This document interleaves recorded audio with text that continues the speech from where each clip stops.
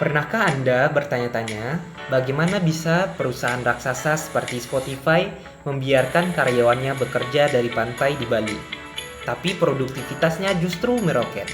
Apa rahasianya? Halo Sobat Pembelajar, selamat datang di presentasi saya. Nama saya Farul Rozi.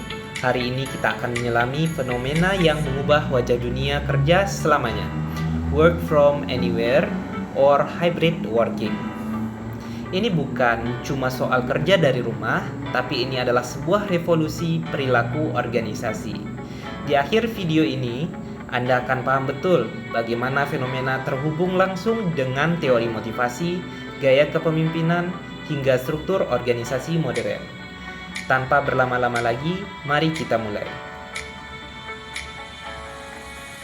Berikut adalah poin-poin yang akan kita bahas, mulai dari definisi, kaitannya dengan teori motivasi, kepemimpinan, struktur organisasi, komunikasi dan konflik, lalu kita akan lihat contoh nyata dari perusahaan Spotify, dan diakhiri dengan kesimpulan. Jadi, apa sebenarnya work from anywhere or hybrid working? Work from anywhere adalah model di mana karyawan tidak terikat sama sekali dengan kantor fisik. Fokusnya murni pada hasil kerja. Sementara hybrid working adalah gabungan, di mana karyawan membagi waktunya antara bekerja di kantor dan di lokasi lain.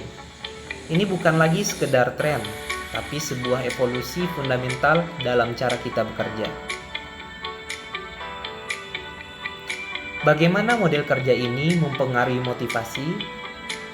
Jika kita gunakan teori dua faktor dari Hertzberg, WFA dan hybrid memenuhi kedua faktor. Sebagai hygiene factor, ia menghilangkan ketidakpuasan dengan memberikan kondisi kerja yang lebih baik dan work-life balance. Namun, yang lebih penting ialah bertindak sebagai motivator factor. Dengan memberikan otonomi dan tanggung jawab, perusahaan menunjukkan kepercayaan yang secara langsung meningkatkan kepuasan dan motivasi kerja. Fleksibilitas lokasi kerja menuntut evolusi gaya kepemimpinan. Pemimpin tidak bisa lagi menjadi pengawas yang memonitor setiap gerak-gerik. Mereka harus bertransformasi menjadi pemimpin transformasional yang menginspirasi. Dan yang terpenting, memimpin dengan kepercayaannya. Fokusnya bergeser dari apakah kamu sedang bekerja menjadi apa kemajuan pekerjaanmu dan bagaimana saya bisa membantu. Model kerja baru ini butuh rumah yang tepat, struktur organisasi yang kaku, dan berlapis-lapis akan menjadi penghambat. Sebaliknya, WFA atau hybrid working berkembang pesat dalam struktur modern seperti flat atau agile. Struktur ini menghilangkan birokrasi, mempercepat komunikasi, dan memberikan otonomi kepada tim. Semua elemen kunci untuk sukses dalam bekerja secara fleksibel.